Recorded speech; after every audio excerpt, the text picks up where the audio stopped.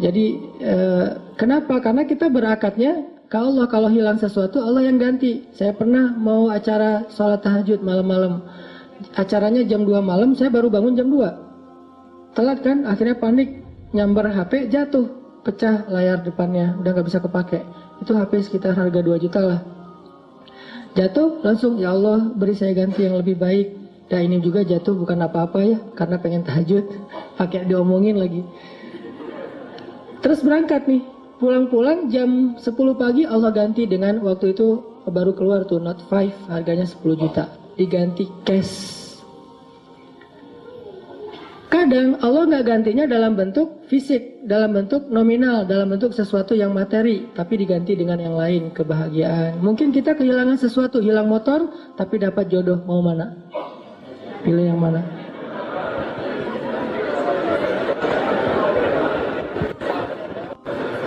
Jadian nih, gara-gara nikmat hilangnya motor. Pas ketahuan kita nggak punya motor, putus lagi.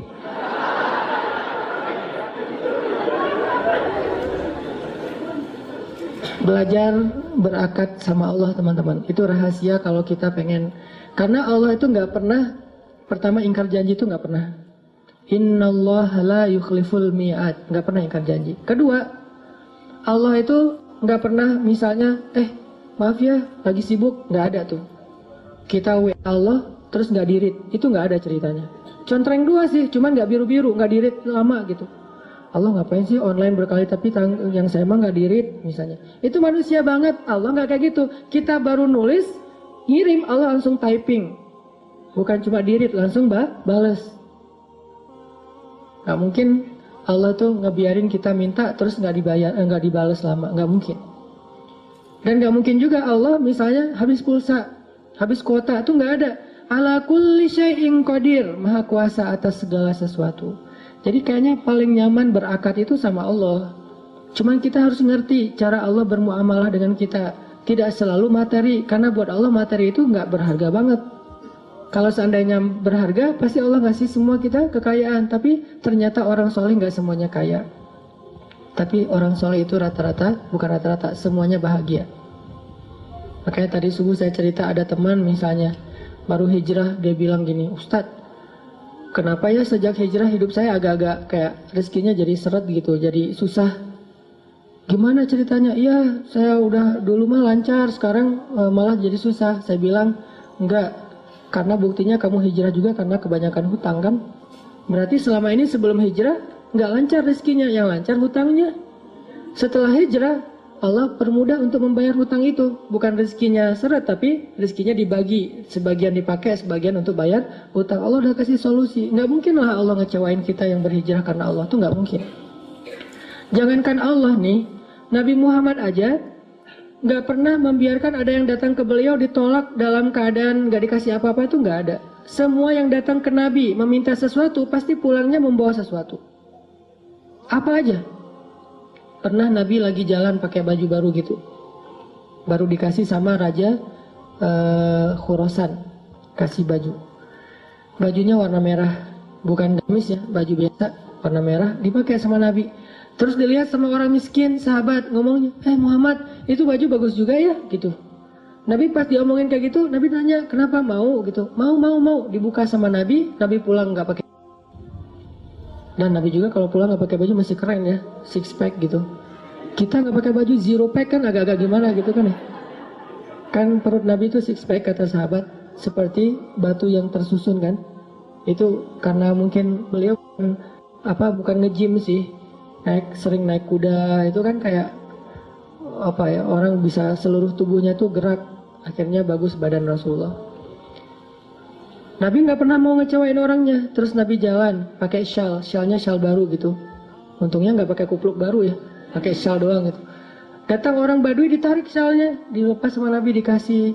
Ada yang datang ke Nabi, ke Aisyah misalnya, Aisyah tuh cuma punya 3 butir korma, dari pagi belum makan. Untuk sahur aja nggak dimakan karena pengen dipakai untuk buka puasa hari itu. Datang satu orang ibu dengan 2 anaknya. Karena lapar bilang, Aisyah saya belum makan dari pagi. Aisyah langsung ngambil ngasih. Jadi nggak makan sahur, nggak berbuka puasa. Kenapa? Karena sifat Nabi itu tidak ada yang datang kepada beliau pulang dalam keadaan tangan kosong. Itu nggak ada. Nabi aja kayak gitu, apalagi Tuhannya Nabi, Allah Subhanahu Wa Taala. Nggak ada yang datang kepada Allah pulang dalam keadaan kecewa, itu nggak ada. Kalau dia kecewa, berarti dia nggak ngerti cara berakad sama Allah. Dia salah paham dengan cara-cara Allah. Kalau dia ngerti Allah, nggak bakalan kecewa. Dia tahu banget Allah Maha Baik, Allah yang selama ini nolongin saya, Allah yang yang menyelamatkan saya. Alam yajidka yatiman fa'awa, wa wajadaka dhallan fahada, wa wajadaka ailan fa'aghna. Dan Allah itu tergantung prasangka hambanya kepada Allah. Kalau kita berprasangka baik, Allah akan ngasih apa yang kita persangkakan 10 kali lipat lebih baik. Kalau kita berprasangka buruk, maka Allah seperti yang kita prasangkakan. Jadi tergantung kita nih, mau gimana? Mau dapat nikmat, ya udah, Allah Maha Pemberi nikmat. Mau dapat jodoh, Allah Maha menciptakan segala sesuatu berpasangan. Gak mungkin saya dibiarkan sendiri. Masa kita kalah sama Julaibib? Budak yang bahkan tidak bernilai di mata orang-orang Quraisy, dia nikahnya sama seorang putri raja. Ini kayak dongeng gitu kan? Kenapa? Karena Julaibib nggak pernah berputus asa kepada Allah, nggak pernah suudzon sama Allah. Datengin ditolak, datang lagi ditolak. Kadang kita kayak gitu banget hidup. Datang udah 3 kali ditolak, akhirnya putus asa, udah pakai selebaran, taruh di pintu-pintu rumah. Mau nggak nikah sama saya? Siapa yang mau tolong hubungin nomor telepon ini. Kalau nggak mau jangan dibalas udah. Ternyata dari 100 selebaran nggak ada yang nyangkut. Karena kita naruhnya di rumah kontrakan yang belum ditempatin. Wah. Ini maksudnya husnuzon sama Allah. Jangan suuzon. Begitu kita husnuzon sama Allah, baru berbaik sangka. Kadang-kadang kita baru membatin, Allah udah kabulkan. Di Bandung tuh banyak tuh kejadian kayak gitu. Hal-hal yang menurut saya dulunya terjadi di zaman para ulama, sekarang terjadi di zaman kita. Kok bisa ya? Mirip dengan kisah Imam Ahmad bin Hambal yang datang ke Basroh gara-gara ada yang beristighfar kan di Basroh. Itu terjadi loh di Bandung dengan saya. Suatu hari saya datang ke masjid markasnya Pemuda Hijrah, Masjid Al-Latif di Bandung.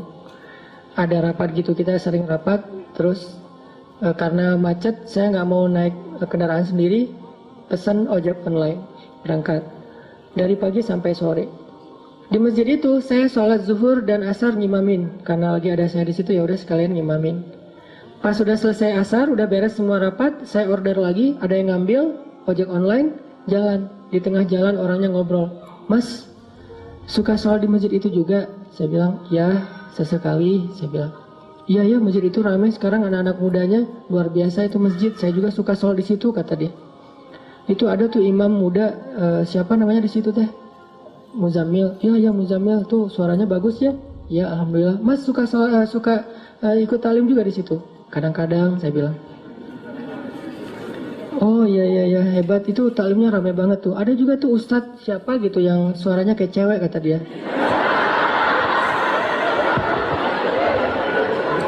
Saya mulai nih, nyari masalah nih tuh. Tapi saya senang dengar boosternya YouTube segala macam, gurunya Muzammil, siapa ya namanya? Siapa? Hanan? Iya Hanan gitu, itu luar biasa. Mas suka dengar ceramahnya juga? Suka. Dan saya nggak bohong kan, karena emang saya kadang-kadang dengerin booster, 1 minute booster itu juga kayak dapat hidayah. Dapat hidayah dari diri sendiri. Saya dengar, Masya Allah nih Ustadz enak juga ya ceramahnya. Saya kayak dapat hidayah dari ceramah diri sendiri. Kayak misalnya ceramah tentang diri, nge-reject Allah. Allah manggil, reject. Sehari 5 kali kita nge-reject Allah, tapi Allah nggak pundung. Kita baru mungkin ngerasa kayak belum dikabulkan doa aja, udah pundung fisabilillah. Kan banyak yang pundung fisabilillah. Pundung di jalan Allah kan banyak tuh.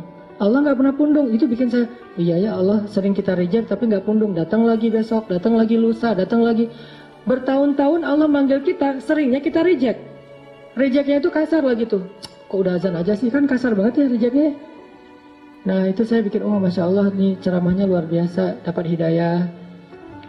Saya juga senang dengan ceramahnya, saya bilang, ya Mas di situ jadi jamaah atau orang PKM juga? Ya ngurus masjid juga sedikit-sedikit.